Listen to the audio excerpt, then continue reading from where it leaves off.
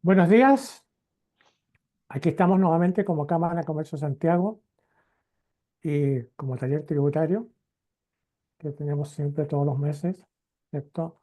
Este taller tributario lo hemos dedicado básicamente a las pymes, ¿ya? Como estamos en plena operación renta, recuerden que en enero hablamos sobre el 14A, ¿no? Ahora vamos a hablar con el 14D, el 3 y el 8, ¿cierto? Que son los importantes. Ya, desde ese punto de vista, entonces, vamos a ver cómo tributan estas pymes, ¿ya? Y la presentación va a estar a cargo de Hernán Verdú, que ustedes conocen ya latamente a Hernán, así que no hay ningún problema. ¿Ya? Y una segunda unidad que la va a crear don Mario Gallupán, ¿cierto? Y que es re importante a mi juicio y a nuestro juicio, digamos, porque cuando en el fin hay que abandonar el sistema, cuáles son los requisitos que tenemos que estar teniendo presente para mantenernos en el sistema y si nos salimos los límites que tiene estructurada la legislación de la ley de la renta, habría que abandonar. Entonces ese abandono también causa ciertos efectos que los vamos a ver. ¿Ya? Entonces para iniciar el taller, dejamos con ustedes a don Hernán Verdugo. Hernán, Gracias, don Adolfo. Mario, también, ¿cómo estás? Bien, buen día a todos, Bien. sí.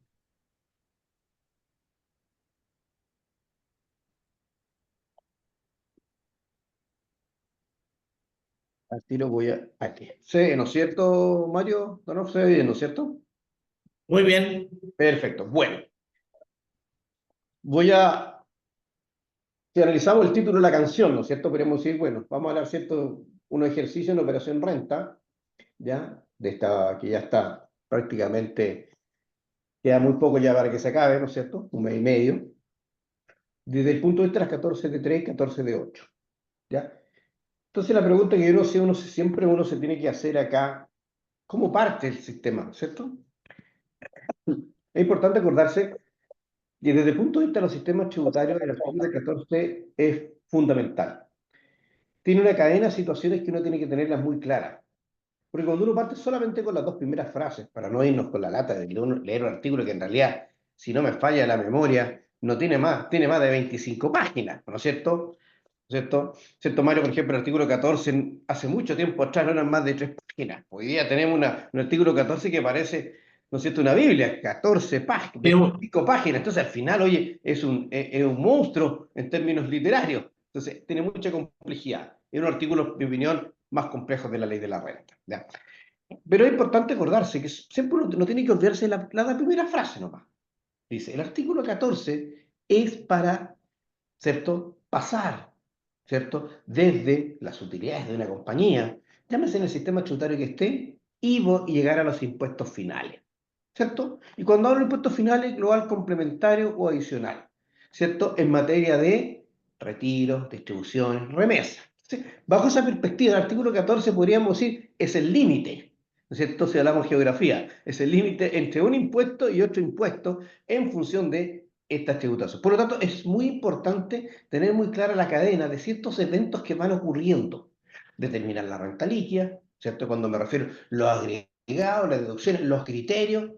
Después que determino la renta líquida, ¿no es cierto? Ver si tengo algunos créditos, algunos beneficios, ¿no es cierto? Posteriormente, cómo guardo, almaceno estas utilidades, para usar palabras muy técnicas, y después que tengo esas utilidades, ¿cierto?, almacenadas, guardadas en diferentes columnas, voy a poder decir, mira, este son nuestros retiros, ¿no es cierto? Si lo miramos desde el punto de vista de una sociedad limitada, y estos retiros vienen de la mano con un crédito de primera categoría que usted lo podrá utilizar en su declaración personal, ¿cierto? Con todos los matices, con derechos, sin derechos, con reintegro, sin reintegro, entonces, todo ese tipo de situaciones importantes, ¿cierto? Entonces, por tanto, uno podría definir, ¿no es cierto?, que el artículo 14, en materia de lo que vamos a ver, ¿verdad?, ¿no es cierto?, es una cadena de secuencias lógicas de cómo voy a llegar al impuesto final. Por lo tanto, quedémonos con esa estructura, más allá de que uno podríamos estar definiendo jurídicamente cada artículo, cada palabra, cada punto y coma, ¿no es cierto? Y no es el sentido. El sentido hoy día es que sea lo más operativo posible, pero con esa visión y con ese rango hacia dónde vamos, ¿ya? Entonces, si analizamos, vamos a partir en primer lugar con una 14 de 3, ¿ya? ¿Cierto? Vamos a dar la determinación tributaria una 14 de 3 con respecto a la ley de impuestos a la renta, ¿ya? ¿ya? ¿Qué es lo que tenemos que tener claro, cierto? En primer lugar, cierto antecedente. El capital, ¿ya? El capital, podríamos decir, uno me puede decir, profesor, se equivocó en la fecha, mire que estamos antiguos, ¿no es cierto? No es que estemos antiguos, nosotros le sacamos la foto al capital. Ese capital ya quedó, podríamos decir, histórico, para efecto de determinarlo hacia el futuro.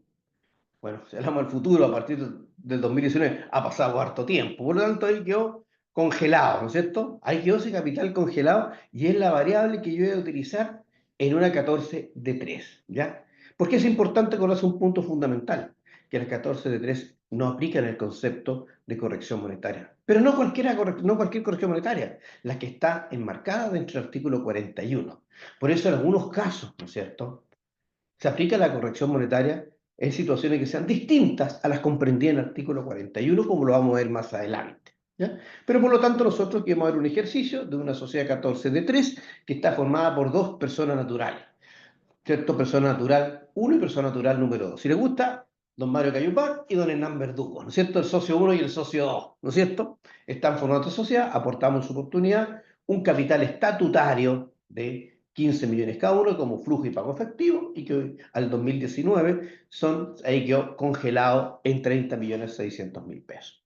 Además, uno podría decir, bueno, ¿cómo se comportó este registro empresarial con respecto al año tributario anterior, al 31 de diciembre del 2023, AT 2024? Por lo tanto, uno de esos datos los va a ir a buscar. ¿Dónde están en la práctica? Están en el formulario 22 y en la declaración del impuesto año anterior. Aquí tenemos como ejemplo, ¿no es cierto?, una sociedad que tiene un RAI de 23 millones y fracción, tiene un ingreso no renta, 80.000, y con esta gama de créditos, ¿cierto? Metido dentro del registro de SAC, ¿no es cierto? Unos que son, ¿cierto?, no sujetos a restitución, ¿cierto? Otros, ¿no es cierto?, con derecho a evolución, sin derecho a devolución, y además viene de la mano, ¿no es cierto?, el querido Stud, ¿no es cierto? No se olviden que el Stud nació, ¿cierto?, después de la reforma tributaria, que se almacenó, se guardó, ¿no es cierto?, en este Stud, que era el antiguo y querido PUT, ¿no es cierto?, que ahí quedó almacenado, y con su crédito asociado, que en definitiva hoy día ese crédito no es más que una operación aritmética que se llama la TEF, ¿no es cierto?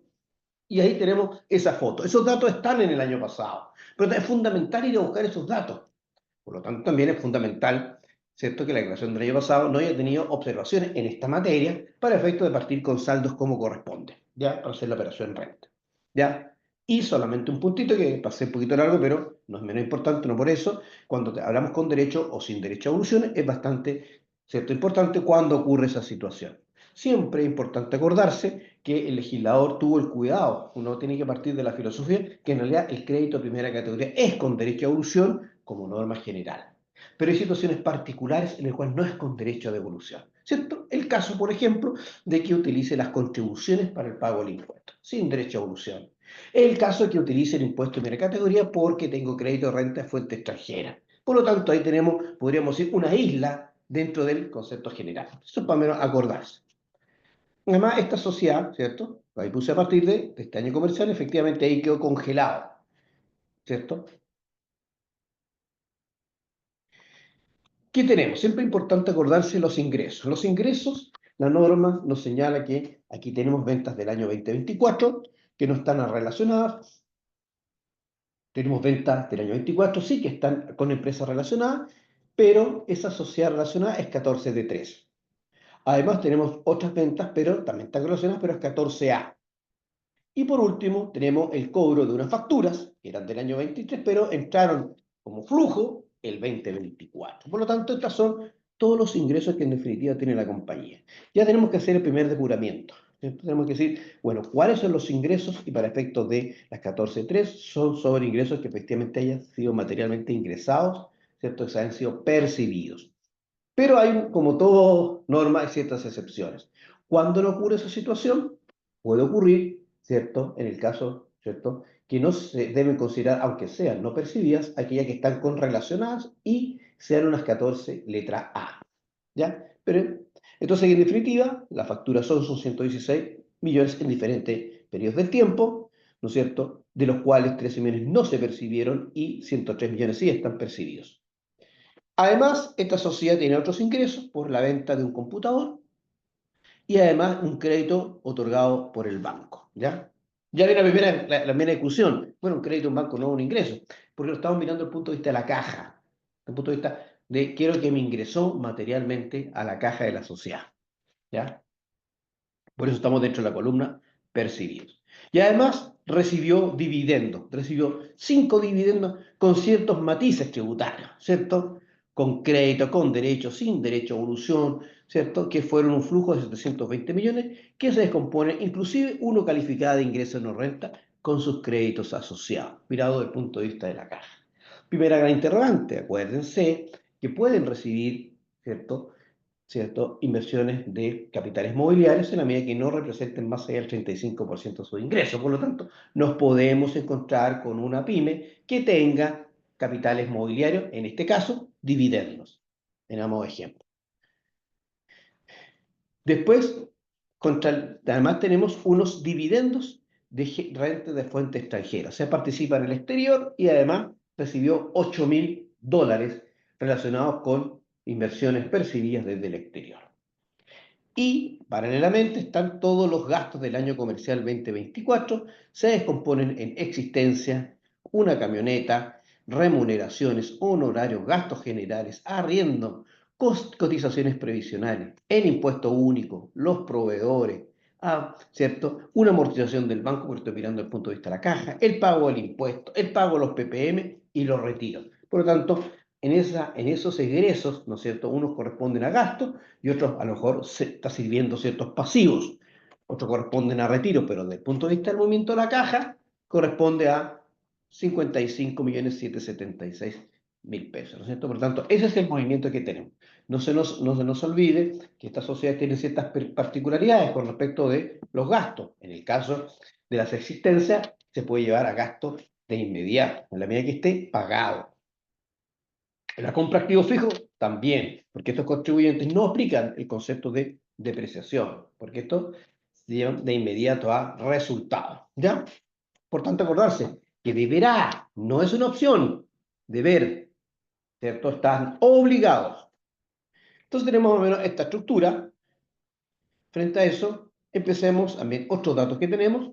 Aquí tenemos 2 retiros de 8 millones cada uno, que fueron en octubre y noviembre, ¿cierto? El socio 1, el socio 2, y aquí están sus valores actualizados. ¿Por qué es importante controlar también la actualización? Porque estos contribuyentes, independientemente que su contabilidad no aplica en corrección monetaria, pero sí para efectos de global complementario y de confeccionar la declaración jurada de retiros, deben informarlos actualizados, ya sea como información o posteriormente cuando se lleven a la base imponible del impuesto global complementario en la línea 1 o línea 2, que podría ser el caso. Además tiene el caso de los PPM históricos y su actualización. Ya tenemos una diferencia. Por lo tanto, ya tenemos un efecto de corrección monetaria que sí deben considerar estas sociedades, es el efecto de corrección monetaria con respecto a la actualización de los PPM. Y ahí, ¿no es cierto? Uno podría decir, pero si el profesor me dijo que no aplica corrección monetaria. Sí, pero dije que no aplica corrección monetaria de acuerdo al artículo 41. Aquí estoy aplicando una corrección monetaria distinta, no comprendí el artículo 41 por efecto de la actualización de los PPM. ¿Ya? Después también no se olvide que está el querido capital propio simplificado, que estas sociedades deben determinar y que ese se determinó el año anterior, ¿cierto? Que también voy a buscar ese dato. Y aquí están ciertos factores de actualización, ya sea a nivel de IPC, el anual un 4,2, de octubre a diciembre un 1,2, de noviembre a diciembre un 0,3, el valor de la UEF a fin de año, la tasa de impuesto de primera categoría, no se olviden que es un 12,5 este año, ¿ya? No el 10, 12,5, acuérdense, y el factor del incremento que se da por la aplicación del impuesto de primera categoría del 12,25. Entonces, teniendo esos datos a la vista, veamos los ingresos, ¿ya? Pues esto después de material va a ser subido, después ustedes pueden seguir más o menos la secuencia de dónde buscar los valores y qué es lo que sumo resto, pero veamos la lógica de la cadena de secuencia de situaciones que van ocurriendo. En primer lugar, tenemos las ventas del año 2024 a no relacionadas y que están percibidas. Ahí están los 95 millones. A esa cantidad también digo, bueno, voy a tener que sumar lo de vengado, pero ¿en qué caso? Cuando están con relacionadas, pero es 14A la relacionada. Por lo tanto, debo considerar los 5 millones de pesos, aunque no los tenga en caja. ¿Ya? Es norma de excepción dentro de la norma general. Y además, señor, usted tiene los ingresos del año pasado, que usted los facturó, no se los pagaron, y este año 24 ingresaron a caja. Por lo tanto, tenemos 108 millones con respecto a los ingresos, podríamos decir, operacionales. ¿Ya? Estas palabras son más que nada operacionales en términos más financieros que tributarios, pero importante porque nos ubica. O los ingresos que en definitiva en algún momento del tiempo fueron facturados, ¿cierto? 108 millones. Después digo, debo de considerar, ¿cierto? ¿Cierto? Los ingresos del giro. Y después digo, bueno, tengo otros ingresos. Los ingresos de fuente extranjera. Aquí voy a explicar después estos números. Dejémoslo ahí anotado ahí por el momento. ¿Les parece? Estos 7 millones, 458, 480. ¿Cierto? Lo vamos a dejar guardados por el momento para poder explicar cómo llego a ese número. ¿Ya? Y el crédito del exterior. Esta es una situación particular, ¿ya? De esta sociedad, que tiene también este crédito al exterior. Por lo tanto, tengo, ¿cierto?, una renta de ingresos de fuente extranjera, 11 millones, que, insisto, lo voy a explicar más adelante. Además, tengo los ingresos netos por la venta de un computador, ¿ya? Y por último, tengo el reajuste o la corrección monetaria, enfatizo, relacionado con los PPMs, ¿ya? Y que son 203.000. En definitiva, tenemos 119 millones de ingresos, ¿ya? Que están, su gran mayoría, en caja, ¿ya? O pasaron por caja. Sobre esos ingresos, ¿cierto? Dijimos, bueno, tenemos uno lo dejamos guardadito, ¿no es cierto? ¿Se acuerdan? Que era el de, ¿no es cierto?, el relacionado con crédito del exterior, ¿ya? Veamos cómo lo determinamos. No se olviden, importante acordarse, este es un dividendo de fuente extranjera y utilizo el tipo de cambio a la fecha, ¿no es cierto?, de su percepción, ¿ya? Que son los 932,31, ¿cierto? Que fue en julio. Recibió $8.000 por su tipo de cambio, 7.458. Y después viene toda la mecánica del crédito, ¿se acuerdan? Que nos supere ciertos topes en función de ¿cierto?, de los impuestos que efectivamente se pagó. Ese impuesto que se pagó no puede ser superior a un 35% de la renta bruta, ¿no es cierto? Y esa renta bruta, ¿no es cierto?, no puede ser dentro del límite el límite global. Entonces, si lo repasamos rápidamente, tengo el dividendo que recibí del exterior, 7.458, que es parte de los ingresos del exterior, que es el dato que estaba en la slide anterior de los ingresos, y además voy a embrutecer la renta. En definitiva, voy a buscar la renta bruta por los impuestos que me retuvieron en el exterior, y aquí como dato, en el exterior hay un impuesto soportado, ¿cierto?, impuesto de retención, o sea, como es parecido al impuesto a la salida, por decirlo de una forma, ¿cierto? Es como muy parecido al impuesto adicional de nosotros, que se hizo una retención para mandar la plata al exterior. Allá en ese país se hizo una retención para mandar la plata a Chile, que es un 15%. Y además, esa renta, como se genera en una sociedad ya, hay un impuesto corporativo, que era un 32%. Entonces, por lo tanto, yo voy a embrutecer la renta, voy a buscar la renta bruta de cómo se determinó para poder tener un flujo en Chile. Entonces, embrutezco con respecto al impuesto que me retuvieron a la salida, le sumo además el impuesto corporativo, por eso, ¿no es cierto?, lo divido, el flujo recibido, lo divido por 0,85, por 0,15, y además después digo, bueno, esa cantidad también le sumo el impuesto retenido afuera, pero ahora después lo digo por 0,68 y 0,32, y era como que tuviera la renta líquida imponible de esa sociedad afuera. Y en definitiva, el impuesto a la salida, más el impuesto corporativo, nos da 5.445.000. Es el impuesto total que me podrían decir, mire señor, tráigame ese certificado, ese es el certificado. Y sobre ese impuesto, ¿no es cierto?, le aplico, ¿no es cierto?, los topes. El flujo recibido, más el total del impuesto, un 35%, 4.516.000. Por lo tanto, mi tope no puede superar esa cifra. Y sobre esa cifra, veamos el límite global absoluto, busquemos el agregado a la renta líquida. Por eso pongo aquí un agregado a la renta líquida, que es el flujo recibido, el derecho a crédito, y lo multiplico por el factor final del límite global de un 0,35. Lo que en definitiva me da 4.191.000. ¿Se fijan? Entonces, esos 4.191.000, podríamos decir, es el derecho a crédito que yo tengo por tener esa renta al exterior. Por eso, repaso, voy un poquito más hacia atrás, ¿se acuerdan? Que está acá. ¿cierto?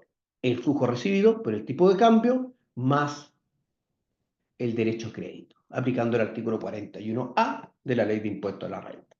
¿Ya? Y sobre eso digo, bueno, la renta total del exterior es el flujo recibido, el derecho a crédito, y esa cantidad no debe superar el impuesto corporativo chileno, el impuesto de primera categoría, un 12,5. Y por lo tanto, 1.456.000 sería esa renta, y me está sobrando una parte, que es el IP, el impuesto para impuestos pagados en el exterior.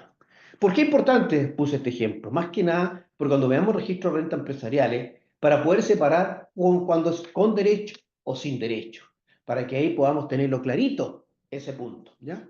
A través de este ejemplo. Eso es lo que busca. Para ahí voy, hacia allá voy. Entonces ya tenemos claro el impuesto pagado del exterior. Después digo, bueno, por eso llego aquí, total de ingresos, 119 millones, que lo expliqué anteriormente. Sobre eso empecemos a descargar los gastos. La existencia efectivamente pagada, 22 millones. Los gastos asegurados del 2023, pero pagados el 2024. La compra neta de una camioneta, aquí está en gasto. Las remuneraciones con sus cotizaciones previsionales, cuando correspondan. Los honorarios del ejercicio, los gastos generales, el arriendo, los intereses por el préstamo. No se olviden que cuando pago el préstamo pago una parte de interés y capital. Aquí solamente estoy descontando el interés.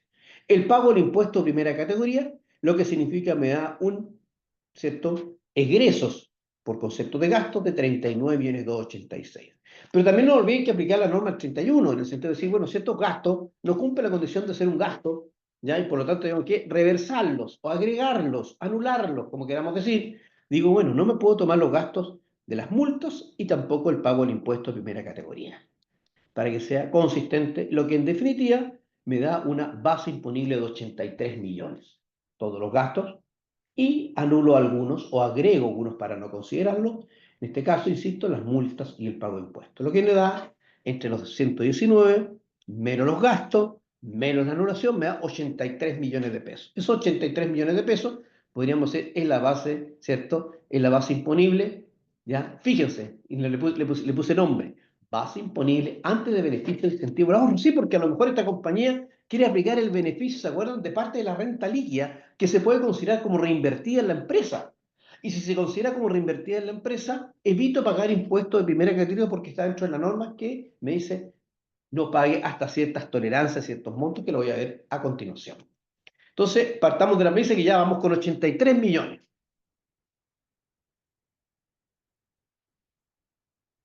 Los 83.006.754 es la que tenemos hasta ahora. Pero aplico el beneficio. ¿Cuál? El artículo 14, letra E, que permite decir, usted puede tener una rebaja hasta de 5.000 UFs, ¿cierto?, de su renta líquida, en la medida que tenga parte de esa renta líquida invertida en la sociedad. En español, cuando tengo esa renta líquida, ¿no es cierto?, y no hay retiros, no hay pago de impuestos, ¿no es cierto?, significa que se está reinvirtiendo. Pero como ocurre que existen retiros, pago de impuestos, tengo que empezar a depurar un poquitito ese número. ¿Les parece? Entonces, veamos ese depuramiento, que aquí lo hice. En realidad yo tenía entre gastos de ingreso 83 millones. Y cuando hablo de gasto de ingreso no solo estoy hablando de ingresos locales como al exterior. Estoy hablando de gastos efectivamente pagados, ¿cierto? Y empiezo aquí a depurar. Bueno, usted hizo retiro de 16 millones. Histórico, se acuerda que eran 2 de 8. La persona natural 1 y la persona natural 2, 8 millones cada uno. Después de eso, bueno, hubo una multa, porque son las partidas del artículo 21, inciso segundo, y hay el pago del impuesto de primera categoría, histórico. Lo que nos da en definitiva 64 millones. ¿Y cuánto es lo que yo puedo reinvertir? Me permite la norma un 50% de ese valor. Y por lo tanto el 50% son 32 millones, teniendo el cuidado de no superar 5.000 UF. Por lo tanto 32 millones es mucho menor que 5.000 UF. Y por lo tanto me permite en este cálculo aritmético descontar este beneficio tributario de 32 millones. Y por lo tanto nos queda una renta imponible de 50.723 que se descompone de 83 entre gasto e ingreso, la aplicación del beneficio tributario nos da los 50 millones y por ende el impuesto de primera categoría con tasa del 12,5. 6.340.000. ¿Esto significa? Entonces, y ahí viene, podríamos decir, toda la parte operativa. ¿Qué es lo que nos está faltando ahora? Esto es importante acordarse Dice los contribuyentes de la 14 de 3 que opten por acogerse al incentivo al ahorro deberán manifestarlo en el formulario 22 sobre declaración de impuestos anuales a la renta a través del código 1432 del recuadro 17 del formulario 22 AT 2025. Ahí tomo la decisión, ¿ya? Si no tomé la decisión y hago mi renta líquida y quiero hacerla después con una rectificatoria, no, usted no tomó la opción. La opción la tiene que tomar antes de presentar cuando usted hizo su declaración de impuestos a la renta y la va a presentar en el mes de abril, a modo de ejemplo. ¿Mm? Entonces nos queda el primer gran obstáculo, ¿cierto? Y todo lo que acabamos de decir, ¿cómo diablos se lo informa al Servicio de Impuestos Internos? Nuestra querida renta líquida imponible. Y fíjense, aquí la simplifiqué porque tiene muchas más líneas. Aquí lo hice lo más didáctico posible de poner el recuadro número, ¿cierto? El 17, que es la base imponible en este tipo contribuyente, y que están todos los gastos. ¿Se acuerdan los 119? Aquí están todos los gastos. Aquí están los agregados, ¿se acuerdan? El impuesto de primera categoría, y aquí están los 83 millones. Y aquí lo que acabamos de comenzar, aquí tomé el beneficio o la decisión de decir parte de la renta líquida no va a pagar impuesto de primera categoría, que en definitiva aquí están los 57.23, ¿cierto? Que es lo mismo que puse en la anterior, ¿se acuerdan? Los 57.23, ¿cierto? Y aquí están ordenados, ¿ya? Por eso existe mucho este ejercicio, es muy operativo, perfectamente de entender la parte, ¿cierto?, del formulario 22 y llevarlo a la práctica, ¿cierto? Ahí tenemos efectivamente este renta líquida. Pero hasta aquí no hemos terminado la pega, ¿no? Hasta aquí llegamos solamente hasta el... Faltan varias cosas. ¿Qué viene después? Tenemos que terminar nuestro querido RAI. Fíjense, esta slide. ¿Ya? Vamos a buscar los datos. En primer lugar, ¿ya? Tenemos que buscar el capital propio al 31 de diciembre del 2024. ¿Ya? Corresponde al monto informado en el código 1545 del recuadro 19 del atributario 2025. Ahí está ese valor. Ya. Después digo, bueno, sobre ese valor repongo los retiros y resto el REX. Después vamos a ver dónde sale esos 160. ¿Se acuerdan que yo venía como dato en los registros? Eran 80.000. ¿Ya? Pero además recibieron otros 80.000 de un dividendo. Por lo tanto, por eso son 160.000. ¿Ya? De ahí viene. Después lo vamos a ver en el registro cuando lo vemos bien estructurado. Sobre eso digo, el capital. ¿Se acuerdan que le sacamos la foto del capital? Los 30.600. Y ahí nos da efectivamente nuestro registro de RAE. Entonces es una operación aritmética a través de un Excel, como ustedes quieran hacerlo. Pero después esa misma información, ¿dónde lo llevo? Al recuadro número 18. Insisto, siempre estoy poniendo las líneas que estoy utilizando por los más relevantes que uno ve. No me cabería en la presentación. Entonces, en primer lugar, ¿no es cierto? Lo anoto, ¿no es cierto? Insisto aquí, el código, el capital propio inicial, le repongo los retiros, tengo mis, ¿no es cierto? Mi capital, ¿cierto? Mi patrimonio considerando los retiros, resto el flujo en relación con el REX, que representa el ingreso no renta, ya el capital aportado, puedo llegar a los 101, que es la misma cifra, a nivel aritmético, a nivel de declaración. ¿Ya? Entonces, como dije, los 30.600 corresponde, ¿cierto?, al capital aportado, reajustado al 31 de diciembre de 2019, sin reajuste por los años 20, 21, 22 y 23. Y me faltó 20, 21, 22, 23 y 24, por si acaso, me faltó ahí un año más, ¿ya? Pero se entiende, ¿ya? Entonces ya tenemos, ¿no es cierto?, nuestra renta líquida, nuestro RAI. Tenemos que determinar nuestro capital propio simplificado, que también me permite la norma. La norma me dice, bueno, usted tiene que determinar un capital propio simplificado. ¿Y cómo lo determino? Fíjense. El capital propio tributario al 1 de enero. ¿Cómo partió usted? Partió con 54 millones, ¿no es cierto? Que está en la operación renta del año anterior. Le sumo la base imponible del ejercicio, por la cual pagué el impuesto del 12,5. ¿Qué ganó? Y que no pasó por la renta líquida. Los dividendos percibidos, ¿se acuerdan? 720.000. Bueno, ese patrimonio, ¿qué financió? Financió los retiros históricos, 16 millones, disculpen.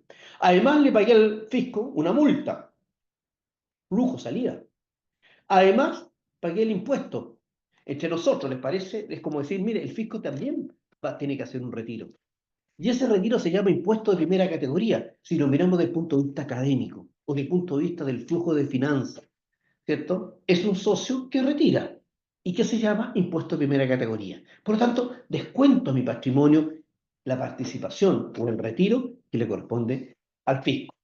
Y fíjense, y resto el IP, el crédito puesto al exterior. ¿Por qué? Porque no es de la empresa, no es del patrimonio de la empresa. ¿Ya? ¿De quién es? Es de los socios cuando los vayan a retirar y lo utilicen esos impuestos finales. Entonces, otro concepto que tenemos que acordarnos. Y por eso no se olviden que lo agregué yo en la renta líquida y aquí lo estoy neutralizando o lo estoy eliminando. Y por último, hay unas utilidades que no pagaron impuestos, que fueron aquellas que se acogieron al beneficio tributario de la 14 letra E. Y por lo tanto nos dan los 116 millones. Tiene sentido, ¿no es cierto? Y los 116 millones sería mi capital propio simplificado. Se debe decir que este monto, ya, ¿cierto? Este monto es el que, capital propio simplificado, que lo voy a tener que declarar en el recuadro número 19. Ahí está el capital propio simplificado de los 116 millones declarados, ¿ya? ¿Qué pega nos queda ahora? Nos queda hacer el registro de rentas empresariales. Este formato es un formato Excel, lo más simple posible. Siempre le digo a todos mis alumnos, con todos los profesores que uno conversa, no hay que llenarse de líneas, hay que usar las líneas que a uno le sirven, las más representativas. Entonces aquí, si uno se fija, tengo el remanente del año anterior, dato, reverso, el RAI del año anterior, sumo el RAI nuevo, los 101, después sumo las, ¿cierto? El REX que recibí, ¿se acuerdan? Es un dividendo, después considero el crédito por rentas, ¿cierto? De la renta líquida, acuérdense que una parte pagué impuestos, ¿cierto? Otra parte la que pagué con impuestos del exterior, corresponde al impuesto de primera categoría, y se acuerdan que me solvó una parte para global complementario, para el IP, aquí lo anoto. Además, los créditos recibidos por los dividendos. Por lo tanto, aquí estructuro todo esto, y después digo, bueno, ahora voy a imputar los retiros. Y cuando imputo los retiros, el primero que pasa por caja. No son proporcionales.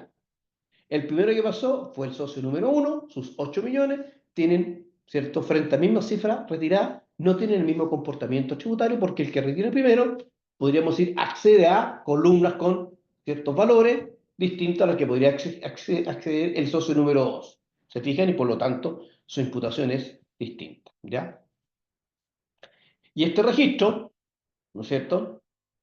El que después voy a llevar acá, en el recuadro 20 y 21. Aquí lo separé. Lo que está en amarillo lo pongo para que ustedes vean el gran cambio que hubo de la operación renta del año tributario 2020, ¿cierto? 2024 con respecto al 2025, ¿ya? ¿Cuál es el impuesto sustitutivo? ¿Cierto? Porque pueden haber tomado la opción de haber pagado el impuesto sustitutivo a los impuestos finales, ¿no es cierto? Y por lo tanto, desde esa perspectiva, hay absorción o sea, hay reclasificación, ¿cierto? De RAI o movimiento de RAI a este ingreso no renta y a su vez crédito que utilicé para tomar este beneficio tributario. Por lo tanto, uno podría decir que hoy día, para esta operación renta, lo más relevante en cambios con respecto al recuadro, ¿cierto? Número 20 y 21, que es la base imponible, y el SAC, está dado por la opción de haber pagado el impuesto sustitutivo a los impuestos finales, ¿ya? Y por último, ¿qué nos queda? ¿No es cierto? Los retiros, ¿cierto? ¿Para qué los retiros? Porque los retiros no se piden, como acabo de decir, una cosa es su imputación a registros de rentas empresariales y que eran 8 millones, pero hay que imputarlos en forma actualizada cuando hago la declaración jurada, la 1948. En este caso, los retiros se actualizaron por 1.12 y 1.003. Al igual que los créditos de los valores históricos pasaron a valores actualizados, ¿ya? Y por lo tanto ahí tenemos nuevos, ¿cierto? Las determinaciones para la declaración jurada. ¿Qué nos lleva a qué? Nos lleva al plato de fondo. ¿Cuál es el plato? ¿Por qué hice todo esto? Y la primera pregunta que nos hicimos es porque leímos las dos primeras frases del artículo 14 diciendo, yo voy a hacer todo esto, llenar todos los recuadros para poder llegar a los impuestos personales. Y aquí me di el trabajo de presentarles el global complementario de uno de los socios, ¿ya? Que está dado por los retiros. Aquí está la secuencia entera, desde el nacimiento de la renta líquida hasta llegar a su tributación personal, ¿no es cierto? Para que no nos llegue ninguna carta, o sea, bueno, ya no llega carta, alguna observación de servicio en la página por toda esta, ¿cierto? Mecánica de cálculos por todos lados que tenemos que tener. Pero esa es la lógica, desde el nacimiento hasta desde el punto de vista financiero en cuenta, renta líquida, gasto, ingreso, con derecho, sin derecho, global complementario, después beneficio tributario 14. O sea, hay un sinnúmero de cosas, por eso son ejercicios bastante profundos, pero con una secuencia, ¿ya? Que yo podría decir, sí, uno debe sentirse seguro y tranquilo, que si comprende todo este cálculo, pedagógicamente, ¿no es cierto?, puede efectivamente decir sinceramente, hago la renta líquida que me corresponde, no me voy a equivocar, voy a pasar una operación renta, podríamos decir, sin grandes pormenores, ¿ya? Y aquí efectivamente declara su retiro 9 millones, aumento el crédito, subtotal, ¿no es cierto? Pago el reintegro, pago la tabla según global complementario. Aquí no hay débito fiscal por reintegro y empiezo a imputar los créditos. Primer crédito, ¿cierto? Es sin derecho a evolución. Después el crédito de primera categoría y por último el IP. Y me da un saldo negativo de 4 millones. No puse todo hasta el final, ¿ah? Porque si no lo hacía muy grande. Bueno, ese es el saldo de global complementario. Pero en definitiva solamente me vuelven 77.000. ¿Por qué? Porque solamente me vuelven el crédito de primera categoría con derecho a devolución. Lo demás es con derecho a imputación, pero no flujo de caja. En cambio me vuelve al fisco. Entonces, por lo tanto, no voy a decir, ahí concluyó mi global complementario. ¿Ya? Y para que no se enoje Mario, como dijimos que el socio 1 era yo y el socio 2 era Mario, Mario, aquí está tu declaración de impuestos por si acaso, ¿ah? También la hice, ¿ah? ¿Ya? Ahí está la ¿Cuánto me demanda. devuelven? ¿Cuánto me devuelven? 469.000 pesos.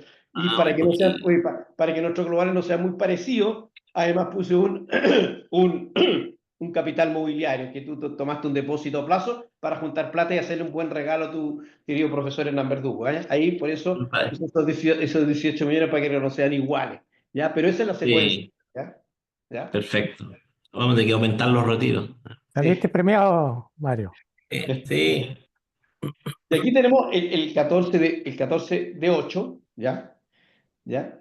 Que si ustedes se fijan, hay muchos datos que tomé del otro ejercicio, pero con un criterio 14 de 8, ¿ya? ¿Ya? También vamos a repasar rápidamente los cuadros. Aquí lo mismo, hay muchas cosas que se repiten. El capital está con foto al 31 de diciembre del 2019. Los retiros, nuevamente, socio 1 y socio, 8 millones de pesos cada uno, más su correspondiente actualización. ¿Ya? Y aquí es importante esta frase, dice, el régimen de transparencia tributaria es un régimen de rentas con tributación cumplida, coma, por lo que todos los retiros efectivos que realicen los propietarios no van a formar parte de la base imponible final. O sea, siempre la clásica pregunta, la transparente tributa sobre una asignación, no sobre flujo. ¿Estamos de acuerdo?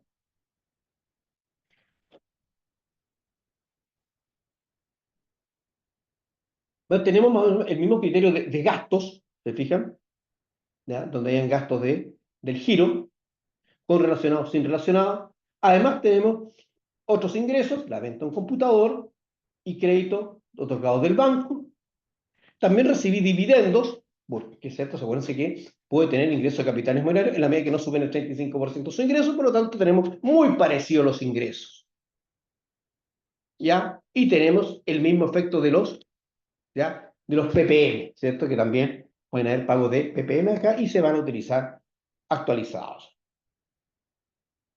Es importante conocer que los PPM son solamente para traspasárselo a los socios finales, ¿ya? Entonces tenemos los gastos se repiten muy parecido al ejercicio anterior, ya que son las compras, computador, honorarios, remuneraciones, gastos generales, arriendo, en fin, ¿cierto? Pago préstamos, pago el impuesto y aquí están los retiros.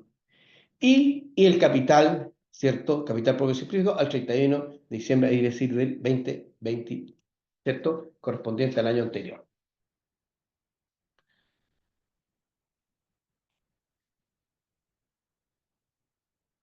Y aquí efectivamente tenemos los ingresos, de nuevo, depuramos los ingresos que recibí, las ventas relacionadas, que son devengadas, y otros ingresos que son del 2023 y percibidos el 2024, 108.000.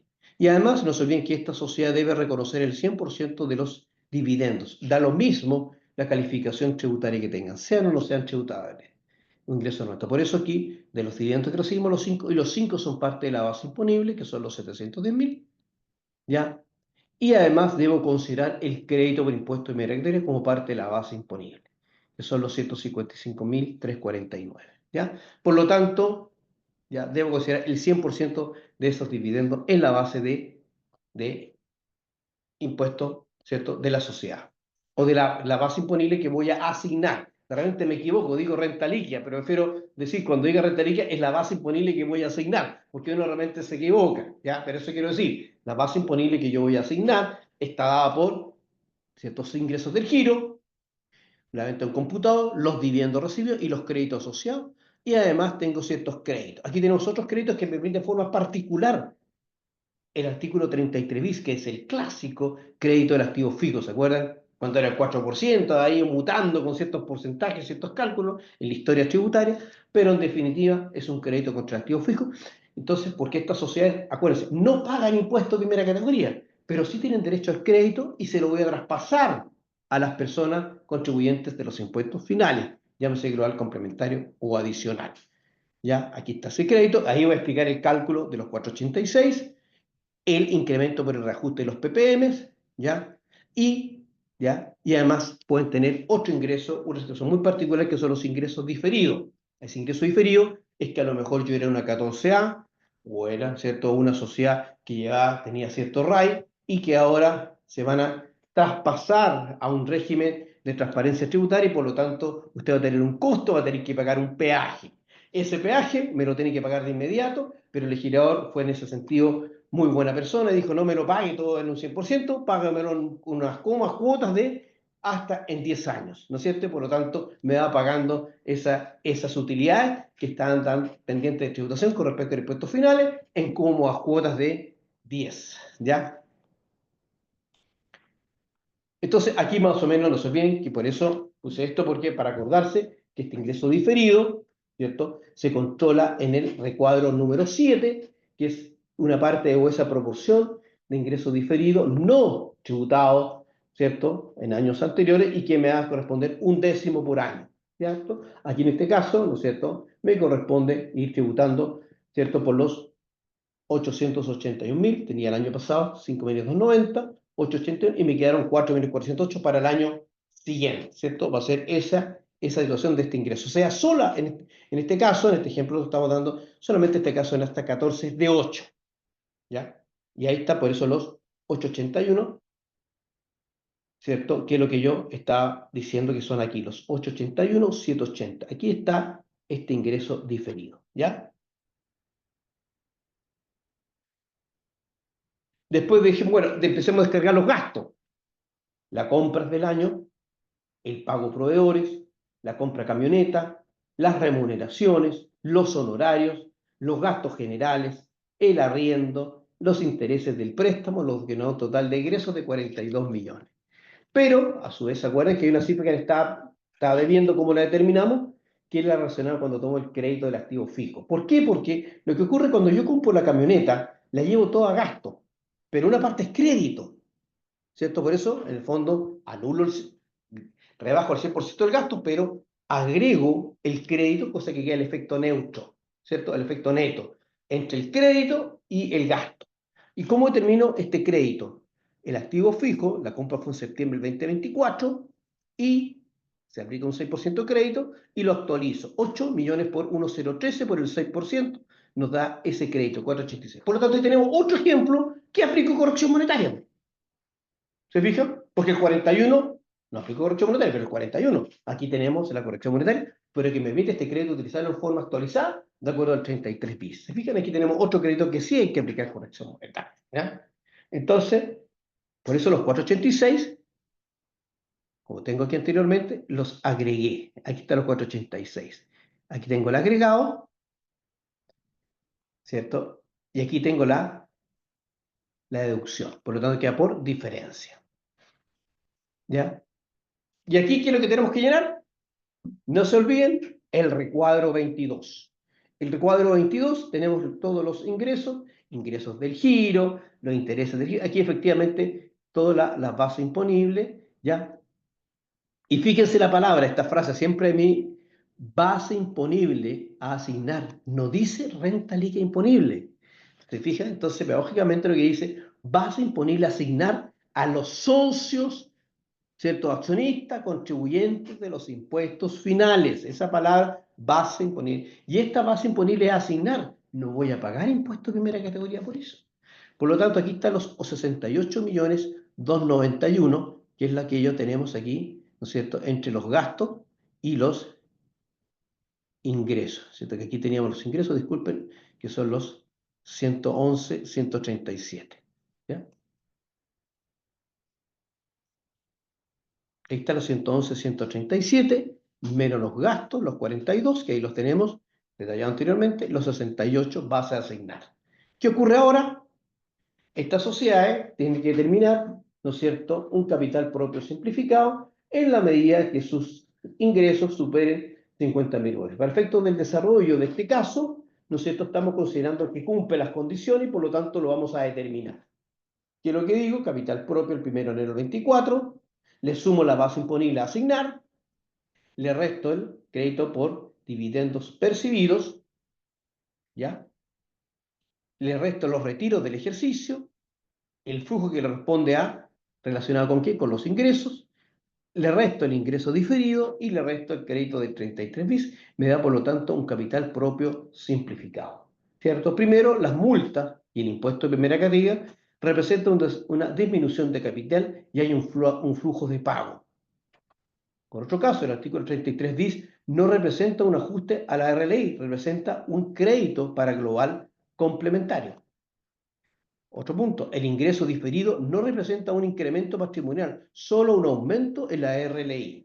Por lo tanto, por eso, efectivamente, determina este capital propio simplificado. Este capital propio simplificado lo informo en el recuadro número 23, el mismo, ¿cierto?, que acabo de decir. Y por último, ¿cierto?, la declaración jurada 1947, que aquí es fundamental.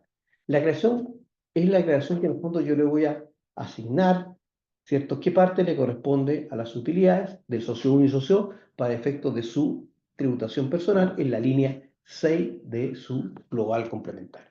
Y aquí, si ustedes se fijan, aquí está la base imponible a asignar, los 68.291, que en un 50% recibe el socio 1 y socio 2 personas naturales, ¿ya? Aquí está el flujo como dato informativo y aquí está la parte del ingreso diferido, pero aquí esto es lo que va a global complementario. Con los créditos asociados, ¿ya? ¿Por qué? Pues si me pago impuesto primero, ¿por qué tengo crédito? No se olviden que recibió dividendos. Y por lo tanto, recibir esos dividendos, esos créditos se van a entrar a su global complementario de su tributación personal en este caso. Y aquí tenemos el crédito 33 bis que le corresponde, no es un crédito porque esta sociedad no paga impuestos primero, ¿se acuerdan? Por lo tanto, es un crédito que también se lo voy a tener que asignar a los impuestos finales, llámese socio 1 y socio 2, contribuyentes con residencia o domicilio en Chile. Y los PPM, si no pago impuestos primero, también se los voy a pasar a los contribuyentes de los impuestos global complementarios. Entonces, el crédito 33 bis se asigna en la proporción de la renta y para todos los efectos se entenderá que corresponde a un crédito por impuesto de primera categoría, con derecho a devolución, no pudiendo exceder del monto de dicho impuesto. La línea 40, formulario 22, ahí operativamente se aplica. ¿Para qué hicimos esta declaración jurada?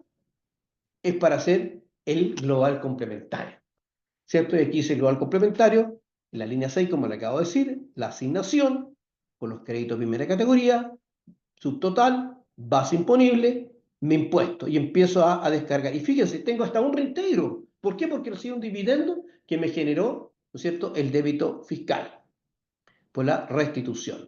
Y empiezo a descargar ahora. El crédito 83 FI, ¿se acuerdan? Línea 40. El crédito con derecho a evolución de primera categoría, de los dividendos. Fíjese, ¿se fijan? Y aquí me da este resultado. Y sobre eso, además, voy a usar los PPM, que se los puse a los socios. Por lo tanto, en definitiva, paga 885.000 de impuestos esta persona natural, producto de tener una renta, ¿cierto? 14 de 8. Y ahí cerraríamos el ciclo. Y esa era mi última presentación, Mario, poder traspasar, ¿cierto?, la presentación. Sí, Voy a muchas dejar gracias. Sí. Excelente, Hernán, como siempre. ¿Ya? Gracias. Y veo que algunas de las preguntas que se han formulado han quedado contestadas básicamente a través de En las el, explicaciones que Hernán nos ha puesto sobre aviso. ¿Ya? Bien. Y por ahí le están preguntando si estos ejercicios van a estar visibles para que los puedan bajar, etcétera. No sé si Sí, está Alejandra por ahí. Esto queda en nuestra página de la cámara, en todo caso, pero también queda grabado. Y Alejandra, sí. Así, sí. Alejandra se lo mando sin ningún problema para que lo pueda subir. perfecto. Entonces, basta entonces ir a la página de la cámara y ahí van a tener toda la información. ¿Ya? Bien, de todas maneras, vamos al final de las presentaciones a ver las preguntas que quedan pendientes, ¿cierto? Porque ahora vamos a introducir a Mario, don Mario Cayupán, que nos va a hablar, de, como decía yo en algún momento, de un tema súper importante con respecto a las pymes. ¿Ya? ¿Sigo como pyme? ¿Me tengo que salir? ¿Tengo que abandonar el sistema? Bueno, eso va a elucidarnos Mario. Mario, adelante, por favor. Muchas gracias, profesor.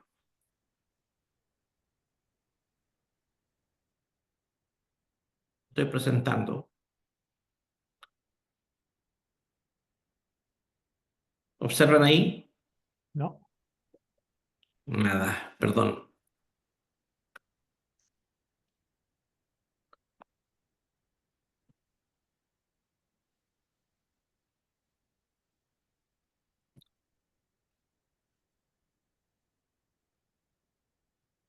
¿Pero ahí va apareciendo? Ahí sí, sí, Mario. ahí está apareciendo, sí.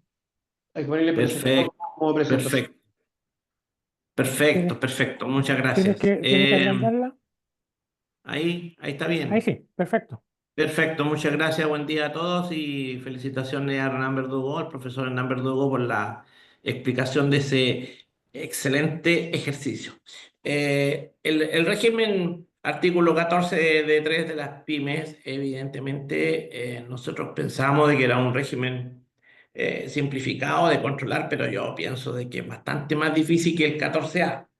Es un régimen en donde hay que mezclar la contabilidad porque evidentemente el artículo 14 de 3 es el sistema simplificado, es para los efectos de la tributación, pero no para los efectos de llevar la contabilidad. Entonces ahí se nos transforma en un problema evidente que tenemos que llevar una contabilidad completa y en algunos casos el contribuyente perfectamente puede pedir la autorización para llevar una contabilidad simplificada, pero regularmente se requiere llevar una contabilidad completa para los efectos de control, de revisión de los estados financieros. Muchas veces te piden los bancos, los estados financieros, en fin, y se requiere llevar una contabilidad completa. Pero para los efectos de tributación es un régimen bastante simplificado, como lo explicó el profesor Hernán Verdugo. Pues bien, para estar amparado un régimen de excepción en la tributación, que es muy especialísima, porque es en base a flujo de caja, flujo de los ingresos y flujo de las salidas, eh, se requiere cumplir con una serie de requisitos. Desde luego, tanto para incorporarse como para mantenerse amparado el régimen de régimen de excepción, que es este especial. No avanzo.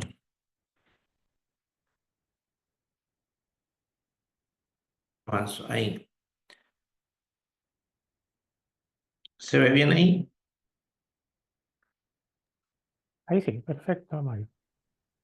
Pues bien, para los efectos de incorporarse a este régimen, desde luego es importante saber que los contribuyentes que están acogidos al régimen 14D no tienen la exigencia de permanecer en este régimen durante un determinado tiempo. Por lo tanto, en cualquier minuto, estando en este régimen, puede realizar un retiro voluntario.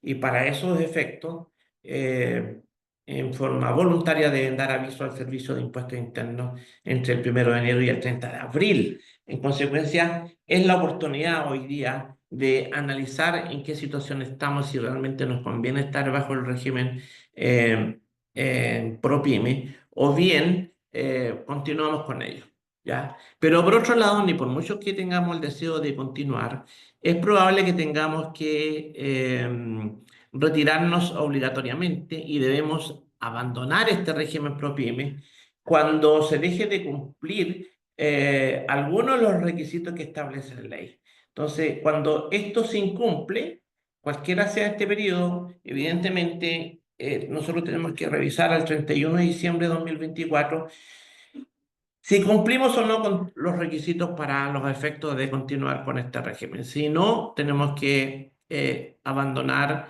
y en ese caso también tenemos que informar al Servicio de Impuestos Internos. ¿Cuáles son los requisitos para permanecer en este régimen? Recuerda que son tres requisitos. El primer requisito tiene que ser un capital efectivo que es al inicio de actividades no exceda de 85.000 UF. Este es un requisito aplicable solo en el minuto de realizar el inicio de actividades. Por lo tanto, no es exigible en forma posterior, ¿ya? Incluso un contribuyente ProPyme podría ingresar con un capital efectivo de 50.000 UF, hacer el inicio de actividades y automáticamente el Servicio de Impuestos Internos los deja clasificados y segmentados en un régimen ProPyme. Posteriormente, este mismo cliente podría hacer un aumento de capital a 100.000 UF y no tiene problemas en ello. Porque después, ¿qué va a ocurrir? Va a ocurrir que tiene que cumplir con los requisitos de mantener un nivel de ingreso no superior a 75.000 UF como promedio, ¿ya? Eso es importante. Es un promedio de los 3 últimos ejercicios. O si están está incorporado en menos de 3 años, obviamente se toma como promedio solamente en los periodos que permanece en el régimen ProPymes. Pues si son 2, se toma el promedio de los 2, ¿ya? Es importante señalar que en ningún año puede exceder las 85.000 UF. O sea, yo puedo tener un promedio de 50.000 UF como promedio, pero si en algún año superé el ingreso de 85.000 UF, tengo que abandonar el régimen especial ProPyme, ¿ya? Lo otro relevante es que la restricción de ingresos, que es otro de los requisitos para permanecer en este régimen especial, es que la inversión de renta pasiva que perciba la PYME no puede exceder el 35% de sus ingresos ordinarios del giro. Eso es súper relevante porque en definitiva hay muchas ProPyme, por ejemplo, una pequeña inmobiliaria familiar puede tener un capital de 20.000 UF y un promedio de ingresos anuales de 15.000 UF. Si ustedes se fijan en la práctica, son niveles muy por debajo de lo que exigen los dos requisitos, los dos primeros requisitos. Pero sin embargo, cuando tenga que computar este límite de 35% de los ingresos ordinarios que no correspondan a rentas pasivas, en ese caso, desde luego, tiene que salirse porque estaría casi aplicando el 100% de los ingresos, ¿ya? De renta pasiva. Como vamos a subir esta presentación, yo quiero prácticamente trabajar con un ejercicio que traigo en un Excel para ver qué ocurre cuando tenemos que salirnos del régimen. Por lo tanto, estos son requisitos que lo hemos visto seguramente en muchos años y además pueden revisar la circular 62 del año 2020, ¿ya? Em, Dijimos que el segundo requisito era ingresos 75.000 UF y estos 75.000 UF lo que tenemos que hacer es considerar el promedio de los ingresos propios como también considerando la suma de las empresas relacionadas, ¿ya? Ese concepto de relación también está establecido en la ley y que habla del controlador y las controladas, entidades bajo controlador común o entidades con sus dueños usufructuarios que poseen a cualquier título que posean más del 10% de las acciones, cuotas o derechos, el gestor de un contrato de asociación en cuanto a participación, las empresas relacionadas con una persona natural y las matrices o coligadas. Entonces, ese concepto de relacionado es el que tenemos que cumplir y sumar también a las ventas propias. Eso, desde luego, el Servicio de Impuestos Internos eh, emitió una resolución, que es la 84 del año 2020, en donde precisamente exige de que las empresas relacionadas, inclusive relacionadas con el exterior, se deben sumar a las ventas propias, ¿ya? Y ahí incorporó un certificado que es este que le estoy mostrando aquí, que las empresas deben informar a la pyme de cuánto alcanzó su venta para que la pyme pueda determinar si puede continuar o no puede continuar en el régimen 14 de 3, ¿ya? ¿Qué ocurre cuando el contribuyente está mal segmentado en el régimen ProPyme? Aquí hay un oficio que es el 2185 del 9 de agosto del año 2023. Entonces, el Servicio de Impuestos Internos concluye aquí que en la práctica, si el contribuyente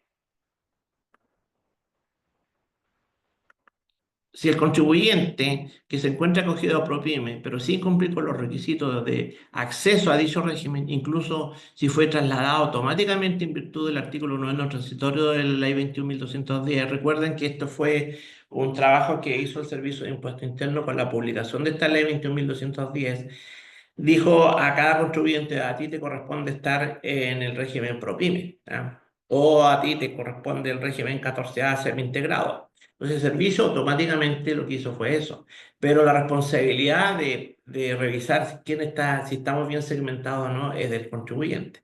Entonces, si un contribuyente, cuando fue trasladado automáticamente, o bien con el transcurso de los años, que tiene que revisar si cumple o no con los requisitos para mantenerse el régimen ProPyme, si este no lo hace, desde luego, el Servicio de Impuestos Internos puede liquidar, revisar, liquidar y girar los impuestos que correspondan de acuerdo al régimen tributario que corresponda, ¿ah? Y eso es todo dentro de los plazos de prescripción. Así que hay que poner mucho cuidado con eso para los efectos de sumar, desde luego, todas las empresas relacionadas, por supuesto, aquellos que tienen eh, matrices o algún socio relaciona a las pymes, ¿no? Es muy cómodo estar en una pyme, porque la tasa de impuestos de primera categoría es sustancialmente más baja que el impuesto de primera categoría de un régimen 14A.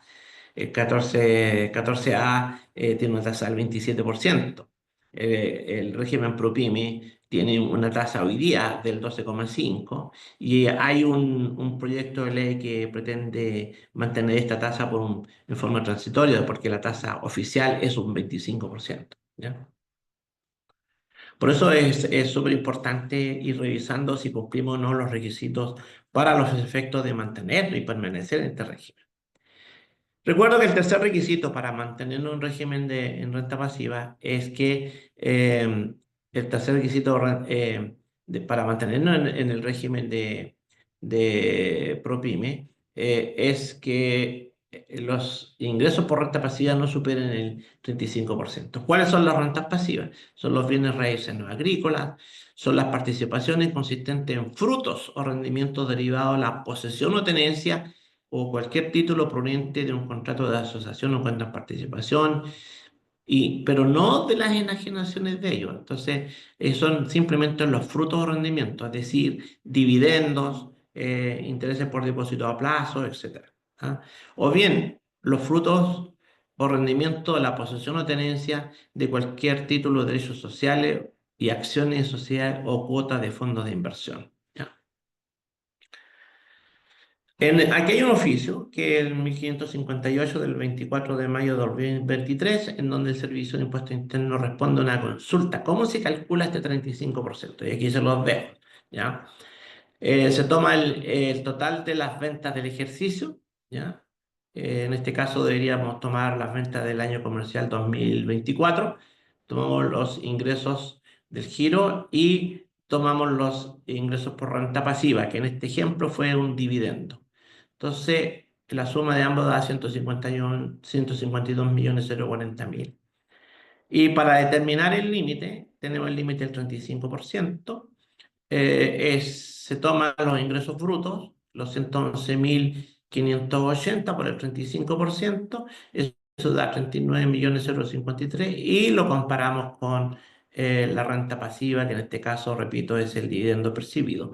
En este caso, desde luego, la renta pasiva superó el 35% y por ende el contribuyente que está en esta situación tiene que abandonar el régimen ProPyme, ¿ya? Tiene que hacerlo a partir del 1 de enero del año 25 en nuestro ejemplo. Entonces, repito, la permanencia del régimen ProPyme, desde luego, pasa por revisar al 31 de diciembre de 2024 si se hace un retiro voluntario o bien, si no se cumple con los requisitos, es obligatorio el retiro, ¿ya?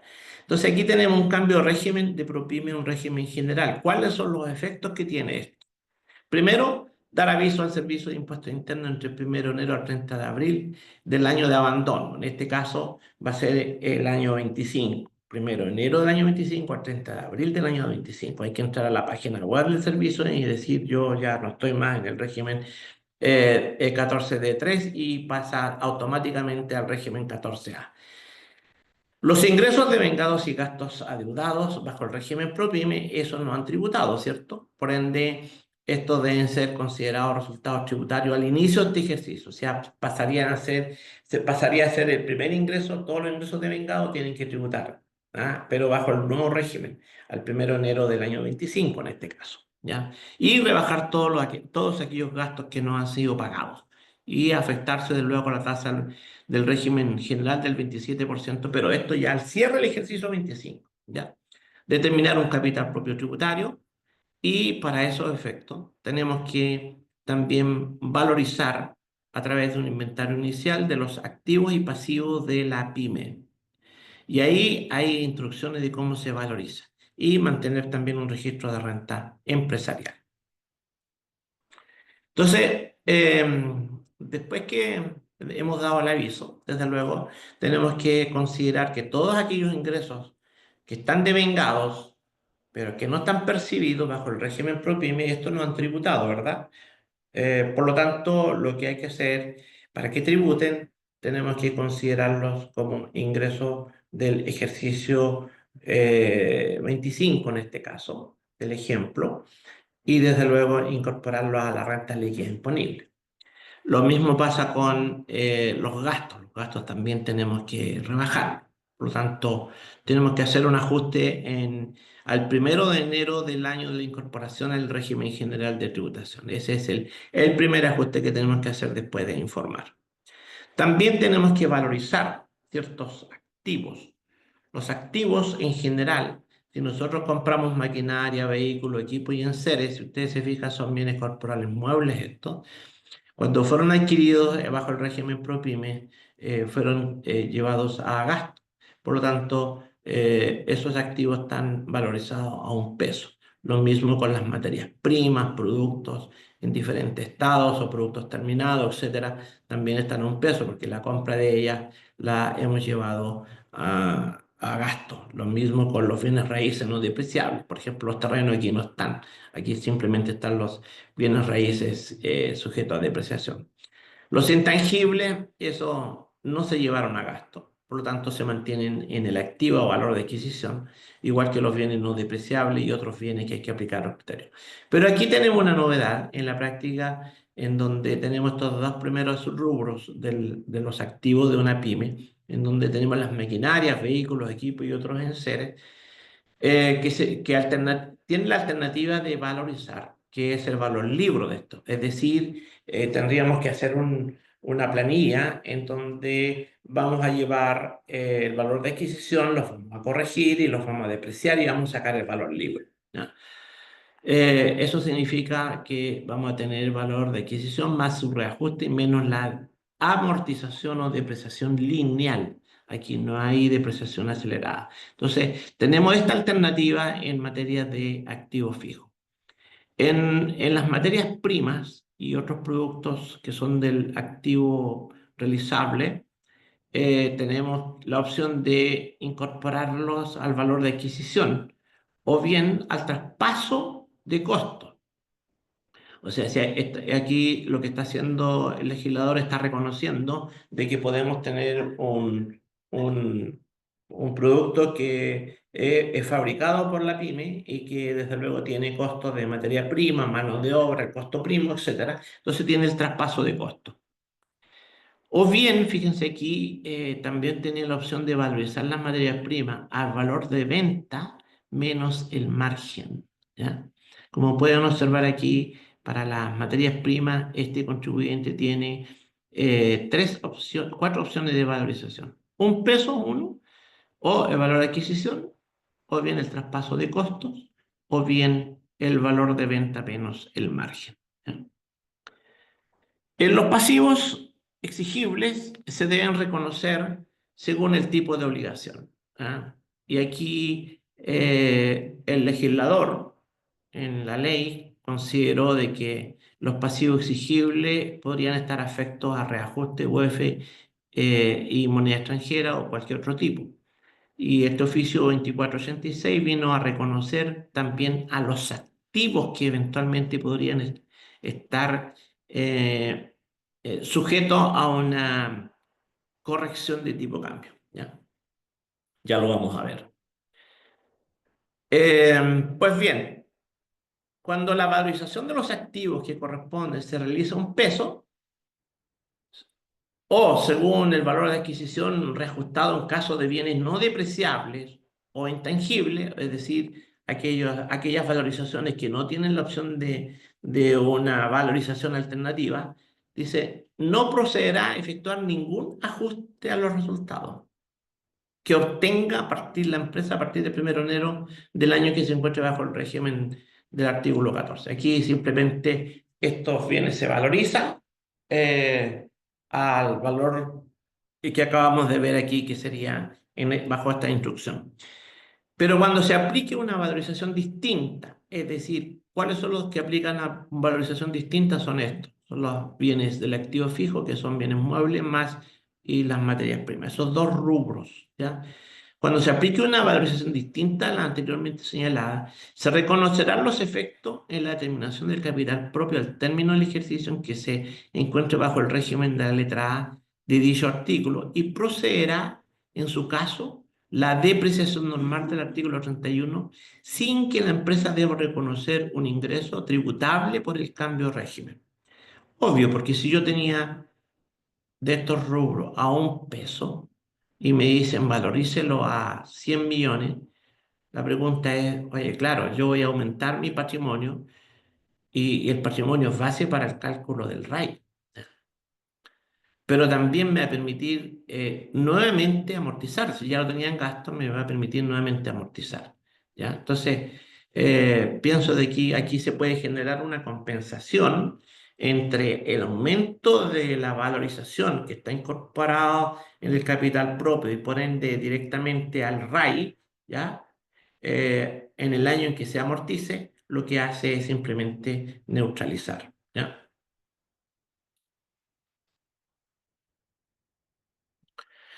El tratamiento tributario de ciertas diferencias que se determinen con el cambio de régimen. Para estos efectos dice, las diferencias que se determinen se verán reflejadas en el capital propio tributario y en consecuencia su efecto se reconocerá en los impuestos finales a través del RAI. Perfecto. Ahí está. Cualquier diferencia que se determine, y en especial en la valorización alternativa que le da el legislador al contribuyente. Para la incorporación al régimen semi-integrado, letra A del artículo 14, no podrá generar utilidades o pérdidas distintas a las señaladas. Por lo tanto, las únicas señaladas son aquellas que el legislador que ha permitido valorizar para aumentar el activo, ¿ya? Por lo tanto, se deben realizar los ajustes. Y eso aparece tanto en la ley como en la circular 62. Y finalmente tenemos aquí el control del registro de renta empresarial que hay que mantenerlo, ¿ya? Eso de todas maneras hay que trasladarlo.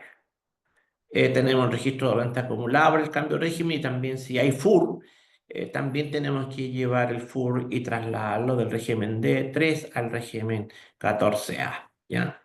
Y lo otro importante es que la buena noticia es que cuando un contribuyente, estando en un régimen D3 y tenga que abandonarlo en forma obligatoria, o bien lo ha realizado en forma voluntaria, también puede volver a reincorporarse a dicho régimen una vez que cumpla con todos los requisitos. Recuerden que todos los requisitos en este caso ya no sería el primero del inicio de actividad, sino más bien tendría que revisar los otros dos requisitos que son el promedio de las 75.000 UF como el límite de los ingresos restringidos que no tienen que superar el 35% de los ingresos. ¿Ya? Pero es importante que cuando la pyme se reincorpore al régimen de 3 nuevamente, deberá reconocer como egreso del primer día del ejercicio inicial sujeto a este régimen los bienes del activo fijo de la empresa y las materias primas de productos en diferentes estados, solo si representan nuevos egresos. O sea, esta valorización que se hizo al incorporarse al régimen 14A y aumentó mi activo, aumentó mi patrimonio, aumentó mi RAI, desde luego, al reincorporarme a un régimen 14 de 3, no lo puedo llevar a gasto nuevamente. Eso está diciendo esta figura, ¿ya? Eh, Quiero cambiar esta presentación. Ahí estamos. Voy a presentar un ejercicio. ¿Ven el ejercicio? Sí, Ya. sí se ve Eh, perfecto. ¿Ah? Sí, Perfecto. Muchas gracias. sí, sí. Tenemos acá un ejercicio de inventario inicial, ¿ya? Eso es importante. Este ejercicio se lo voy a hacer llegar también ahí a través de la cámara, ¿ya? El, eh,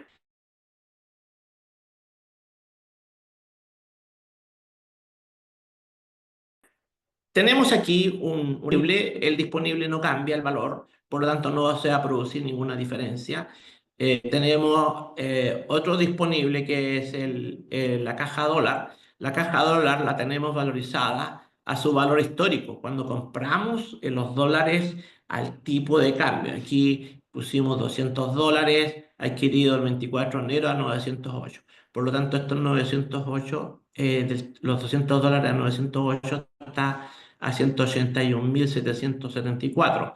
Y eso es el valor que tenemos, ¿ya? La inversión extranjera, lo mismo, está a un tipo de cambio de 787 porque fue realizada la inversión el 15 de mayo de 2023. Entonces, eso tenemos registrado valor histórico.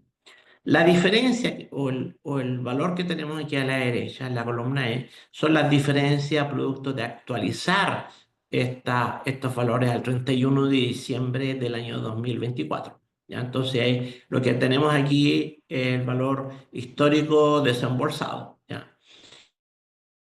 Luego tenemos los clientes nacionales relacionados y están en el activo, por lo tanto se supone que no están cobrados, pero sí están tributados porque es relacionado, ¿ya? Tenemos los clientes extranjeros, ¿ya? Y tenemos aquí a este valor, son un total de $1.500 a un tipo de cambio de 9,7567. Ese fue el valor facturado, por lo tanto, actualizado el 31 de diciembre, me va a generar un mayor valor de 31.185. En materia de existencia de maquinaria, los tenemos a $1, pero al registrarlo al valor de adquisición, el legislador me permite aumentar este monto, por lo tanto, vamos a ver qué pasa. En materia de acciones, también aquí tenemos la valorización histórica más su corrección monetaria que podemos aplicarla también. En el lado del pasivo tenemos los proveedores, que es una factura por pagar a un proveedor de cajas para, para los efectos del giro. Y este proveedor, como no ha sido pagado, no ha sido deducido de la renta en el régimen ProPyme porque no está pagado.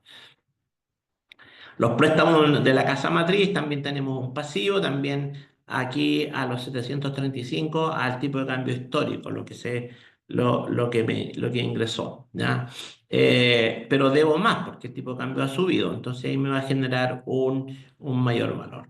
Entonces tenemos aquí una cuenta capital eh, tributaria sin revalorización y tenemos un resultado acumulado, pero de esos resultados acumulados eventualmente podría aumentar en 948.000 pesos producto de lo siguiente. A ver, eh, al hacer el inventario inicial, ¿qué se va a producir? Vamos a tener que reconocer estos ingresos de los clientes extranjeros que están devengados y no han tributado, entonces vamos a tener que, perdón, al 31 de diciembre del año 2024 los vamos a rebajar de la renta líquida, ¿ya? Y los gastos que no están desembolsados se suman, ¿ya? Esto es el 31 de diciembre de 2024.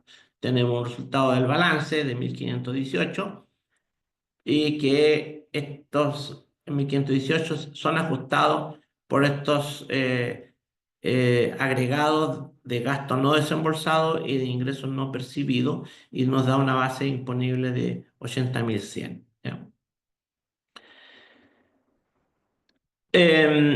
Al calcular el capital propio simplificado al 31 de diciembre de 2024, de todos los activos nosotros hemos excluido los ingresos el ingreso de los clientes extranjeros. ¿Por qué razón? Porque en definitiva ellos, yo diría que no son activos, ¿ya? No son activos y este otro tampoco lo tenemos como pasivo tributario porque eso van a ser al régimen del año 2024 era un régimen de flujo, por lo tanto no están ahí. Eso me da en definitiva un capital propio tributario simplificado de 130.100. Estos 130.100 rebajamos el capital enterado, nos da el RAI que cuadra con ese RAI, ¿ya?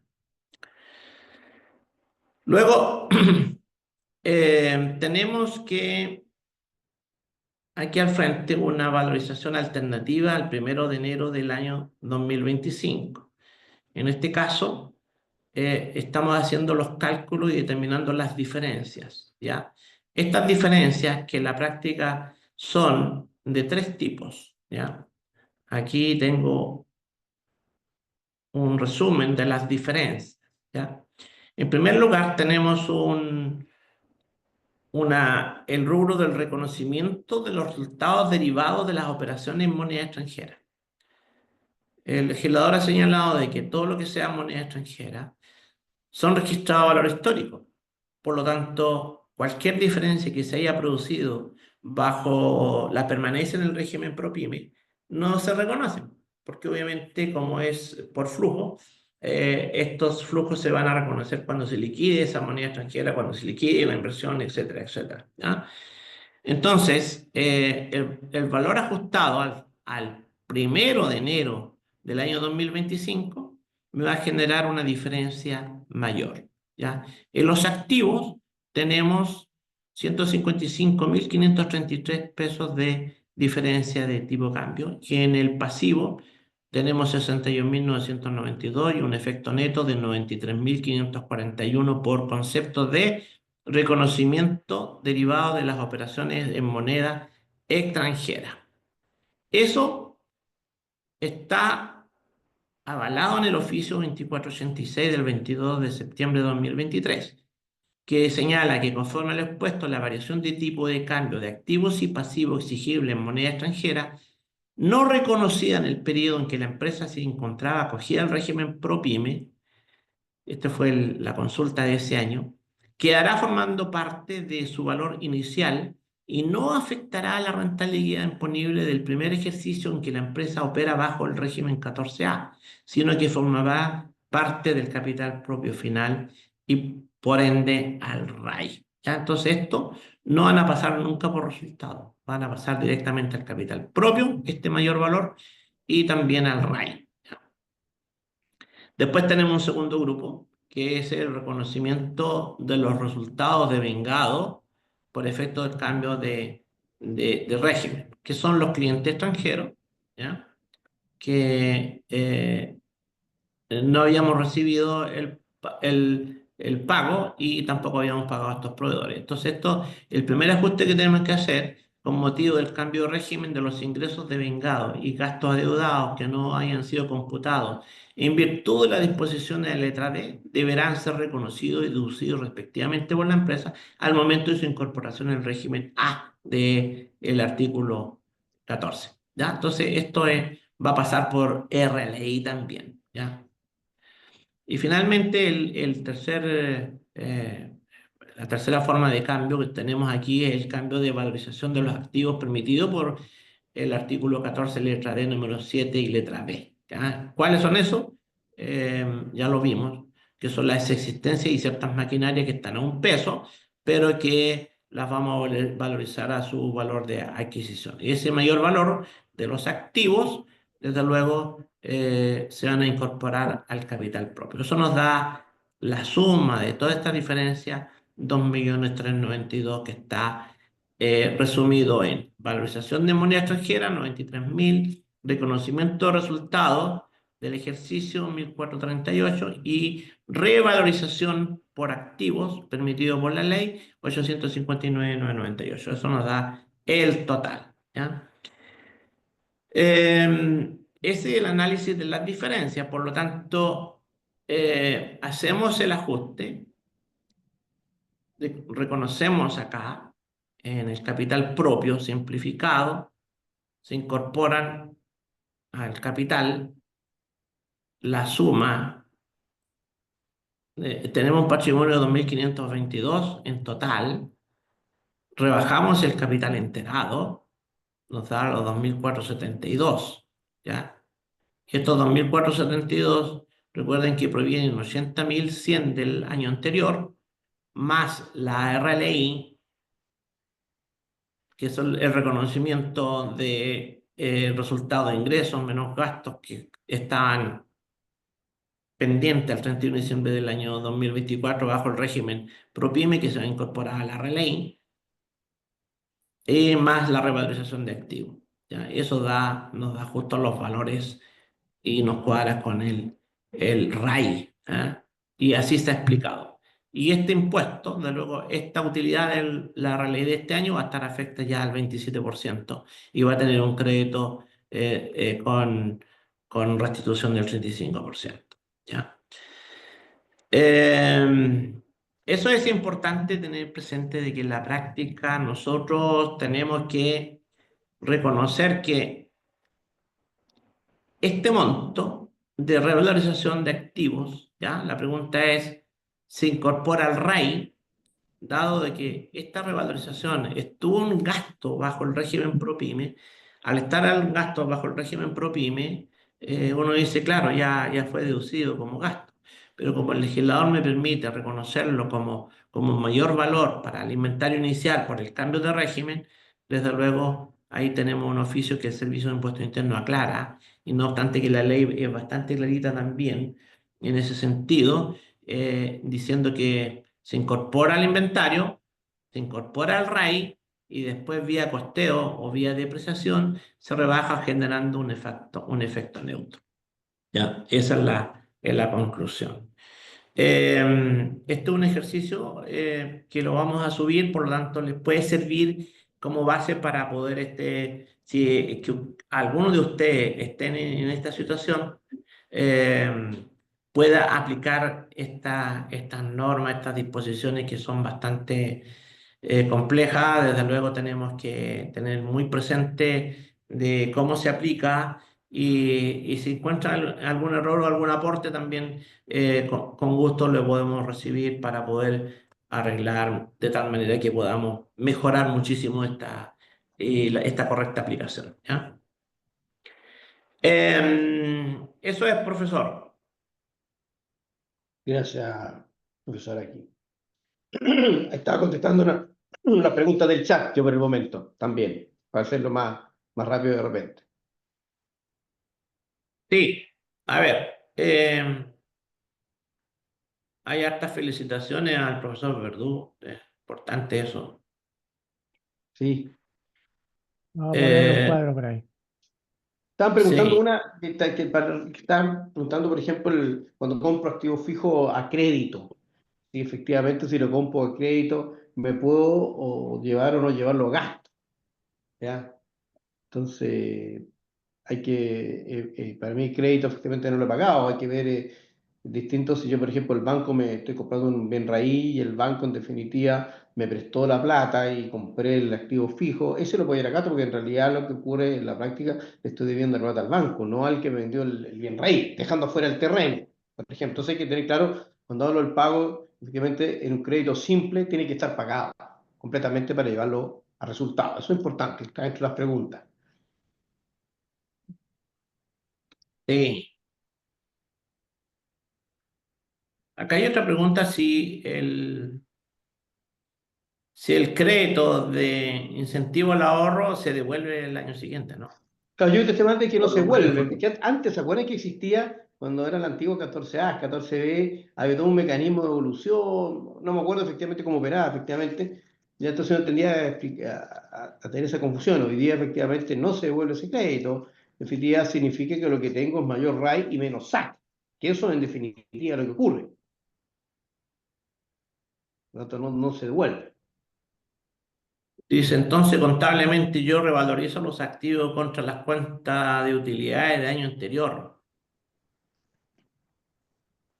Claro, lo que pasa es que a lo mejor de repente hay un poquito de confusión, Sí, porque las pymes, si nos acordamos, en el fondo pueden llevar una contabilidad como estime conveniente. La contabilidad es un sistema, la contabilidad puede ser una contabilidad financiera. Y la contabilidad financiera a lo mejor aplico algún mecanismo de corrección monetaria. Lo que tengo que tener cuidado es cuando determino mi renta líquida eliminarla.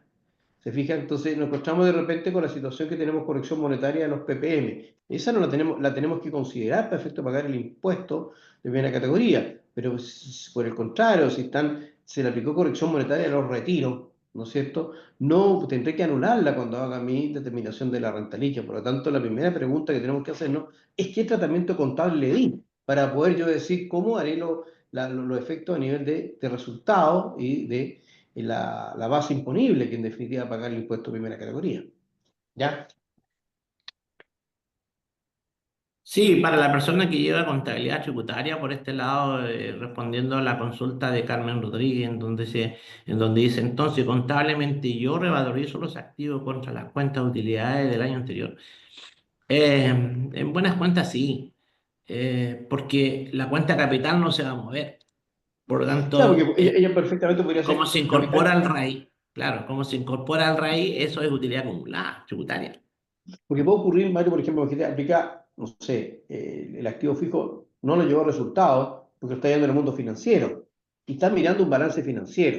Por lo tanto, yo cuando haga mi capital propio simplificado, tendré que eliminar ese efecto, porque en definitiva ese activo fijo me quedó a un peso. Entonces, por lo tanto, tengo que buscar las diferencias para poder dejar el valor que efectivamente corresponde. Entonces, por ejemplo, digo, no es tan drástico que sí o que no, sino que ver cuál es el sistema contable o cuáles son los registros contables que está determinando ella para poder determinar y reflejar los valores tributarios versus los financieros. Porque si me voy al banco a pedir un crédito y la PYME está mostrando que tiene su activo fijo todo en un peso y en realidad vale mucho, mucho más, a lo mejor dice, oye, ese balance no me hace mucho el banco, entonces al final tendré que hacer un balance con un mecanismo financiero contable, lo voy a presentar, ningún problema en el banco, pero cuando vaya a tener que hacer mi determinación tributaria, tendré que pescar ese mismo balance y ajustarlo a nivel de determinar su capital propio, por ejemplo, tributario, porque ese activo ya estaría valorizado en peso, por lo tanto, hay que ser, ¿no es cierto?, desde ese punto de vista, hay que observar bastante bien cuál es el mecanismo que tiene y los impactos que determina. No hay una receta Sí. exacta. Lo importante en ese tipo de situaciones es el control que yo tengo que tener sobre todo la posición tributaria, si es que estoy llevando una contabilidad completa y desde ese punto de vista estoy aplicando los principios contables, ¿ya? En el fondo es como tener dos contabilidades, teóricamente, digamos, ¿ya? ¿Ya? O sea, es una complejidad. Mario lo dijo en algún momento. De Sí, repente, ¿cierto? Por la información que uno debería tener, el llevar una contabilidad simplificada, yo diría que hay que tener harto cuidado, digamos, ¿ya? En especial con el control de las existencias, en el control, ¿cierto? De ciertos activos fijos, que tributariamente los he cargado a gastos, pero ya desde el punto de vista de la comercialización y desde el punto de vista de mi estado financiero, todavía no los he vendido, todavía no he producido los efectos correspondientes, ¿cierto? claro. Claro, Entonces por ejemplo, el control es fundamental, si no, Si yo Claro. pierdo ese control, obviamente que voy a estar en una situación bien conflictiva para poder determinar o explicar o fundamentar, ¿cierto?, lo que estoy haciendo. Claro, efectivamente, dice, no, pues comparto plenamente, porque imagínense, a lo mejor llega una contabilidad, facturé todo el año, y me encuentro a final de año y voy a revisar todo lo que facturé. El 90% de lo facturado está en caja, y me queda el 20%. Estoy mirando un balance que en definitiva está al 100% en resultado. Tendré que hacer una deducción en la renta líquida, estoy pensando en voz alta, una deducción para poder anular el efecto de ese ingreso que todavía no está percibido. Es el año Claro, 1. Ah, pero sí, justo al mes siguiente, que enero, me lo pagan. Y eso ya no va a estar en la contabilidad en términos de resultados, tendré que hacer un agregado. Se genera esa variación temporal, por lo tanto, hay que acordarse bien de la contabilidad, por eso dice, no, si no tengo esos controles, pucha que se me hace difícil, y ahí plenamente comparto, Mario, contigo, hay veces que es mucho más difícil una contabilidad pyme que una contabilidad que uno está acostumbrado, esa contabilidad más general, podríamos decir, sí. más estándar. Sí, este beneficio confunde a los empresarios, ¿ah? Porque por experiencia, por ahí en algún minuto había que hacer un informe pericial contable. ¿Ah? Y sucede que uno empieza a observar, ¿no? Es que las pymes no tienen la obligación de llevar todo este control. Empezamos a revisar el sustento, desde luego no existía esa liberación. La liberación es para no llevar corrección monetaria, no llevar registro de existencia, en fin, ese tipo de... Pero para una pericia contable, en la práctica el legislador le exige. Y además esta norma no libera de llevar contabilidad completa. Al contrario, le dice, este es un contribuyente de contabilidad completa, pudiendo optar por una contabilidad simplificada. Pudiendo optar, o sea, la contabilidad simplificada es una opción. Bueno, aquí Roberto Urrutia dice, al ajustar los activos fijos se reconoce en el RAI. Perfecto. Y este se compensa con las depreciaciones. Así es. En el primer año tendremos un mayor reconocimiento de ingresos. Primer ingreso, no hay ingreso. Eh, Yo creo que está hablando del ingreso que está en el RAI, porque como está en el RAI, si tú haces un retiro, lo vas a tener que imputar por ese ah, RAI, ¿ya? Entonces, indirectamente hay un ingreso, ¿te das cuenta? Desde el punto de sí, vista tributario. Ahí hay que sí, tener sí, cuidado, pues, sí, perfecto, entendí. porque Entonces, la en ese caso, compensación con respecto a la depreciación se va cumpliendo en el tiempo, ¿cierto? Pero claro, si yo antes, antes de eso, antes de los años de depreciación, retiro alguna cantidad, no tengo que imputar al RAI. claro, si hace un retiro antes de esta Claro, compensación, desde luego está ¿te das tributando, cuenta? está tributando. Sí, Por eso hay esta que tener... compensación puede ser con una depreciación acelerada. Yo diría que sí, pero no de este bien que está revalorizando. Sí, Ahora, es importante sí, acordarse que no existe el registro de DAN en estos contribuyentes, por lo tanto, los pymes no tienen ese efecto DAN, que podríamos decir, porque todos Claro, llevaron la opción de llevar a gasto. exactamente. Porque en No, el fondo, de repente uno confunde. No es que quiera o no quiera, no, si usted debe llevar los resultados. Y por lo tanto, ese activo fijo nunca lo fue desde el punto de vista tributario, porque fue un gasto. ¿No es cierto? Y por eso no existe la columna de Dan. Eso es lo que uno tiene que entender. Y ahí uno sí, empieza a sí, entender un poquitito el tema, porque yo siempre lo pienso en voz alta, imagínense a ver si ustedes están de acuerdo sí, conmigo. Yo sí me presento en un término de giro y ¿cierto? No es parte, ¿no es cierto?, el DAN de ese término de giro porque no existe en esta sociedad pyme. Entonces, ahí es donde viene la así confusión. es, así es, exactamente. O sea, yo efectivamente. creo que el régimen D3 es complejo. Es Insisto. complejo, sí. Aquí, mire, aquí hay otra pregunta de Pilar Gaete. Un saludito desde acá a la Pili. Un empresario individual con rentas de arriendo de inmueble, ¿qué debería hacer del 21? ¿Podría mantenerse en el D3 con algún giro asociado a inmobiliaria? Sí. Pero el giro asociado a inmobiliaria sería tener compra y venta de inmuebles, Claro, que sería del giro. Luego comparar el arriendo de inmueble que no supere el 35%. claro, claro, Eso ahí. claro, Porque el arriendo de inmueble es renta pasiva y el giro inmobiliario es del giro, es del activo realizable. Por lo Claro, tanto, ahí estaría bien, ¿ya? claro, y importante que realmente no se confunda en el cálculo. O sea, si yo tengo como producto inmobiliario propiamente tal, dejando fuera el arriendo, tengo que ir a buscar ese 35% sobre eso de ingreso, no sobre el Claro, total, no sobre claro. ambos. Tengo que buscar sobre eso. Efectivamente. Eso está El mismo, en el oficio claro, que presentó Mario. En el No, y oficio claro, de impuesto interno está sí, clarísimo cómo hay que hacer el cálculo, ¿ah? claro. Es fundamental, digamos, porque de repente, ¿cierto? Yo tomo una relación eh, no adecuada y puedo estar re complicado con respecto al 35%, ¿ya? El 35% sobre los ingresos, ¿cierto? Sobre los ingresos PYME, llamamos así. claro. Sí. Dice, continúa Pilar con el empresario individual. Dice, en el año uno nace como empresario individual en 14D. En ese caso, los bienes inmuebles que posee deben llevarse a gasto en el año uno. Si al año siguiente debe cambiar al régimen 14A por la norma, ¿podría volver a depreciar los inmuebles según el oficio reciente? Bueno, sí, así es, así es. Eh, Ojo que en la práctica, si los bienes inmuebles yo diría que los bienes inmuebles no están con la opción, no tienen la opción de revalorizar, Pilar. Claro. Fíjate, Mario, que Lo, hay claro, es, es fina la pregunta, por eso por eso lo realiza la consulta, Pilar. ¿Ah? yo creo que hay un tema ahí súper que, fíjense, y aquí, cuando uno lee el artículo 14, ¿no es cierto? Uno podría decir, yo ya me la jugué con el que queden a un peso, ¿cierto? Y cuando ya me la jugué que queden a un peso, si vuelvo el 14A, vuelven a un peso como norma general. Pero hay algunas opciones que dice, si usted quiere, podrá tomar la decisión de reactivar, pero en algunos casos nomás. Y eso es importante acordarse que lo estaba buscando en la ley, ¿ya? Y eso, y hay un párrafo que lo dice, que aquí lo tengo, ¿ah? Que habla y puntualmente lo dice, en maquinaria, vehículos, equipos y enseres.